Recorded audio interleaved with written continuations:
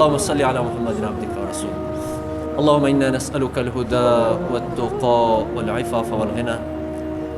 اللهم إنا نسألك الخير كله عاجله وآجله وما نعلم به وما لا نعلم به، ونعوذ بك من الشر كله عاجله وآجله وما نعلم به وما لا نعلم به.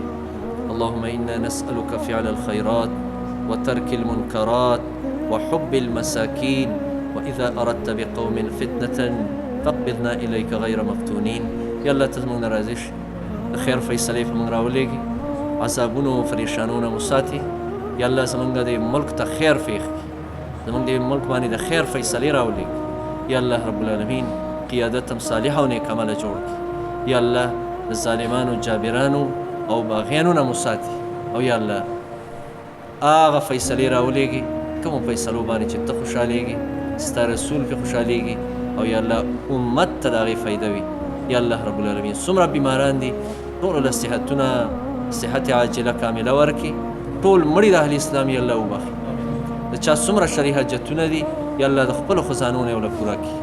او یا الله رب العالمین زموږ دعاګانو کې د قبولیت اثر پیدا کړي. یا الله تقوا هم زړونو کې راولي، او یا الله لذت او مزم په اعمالو کې راولي، او یا الله قوت هم په ایمان کې راولي. وصلی الله تعالی علیه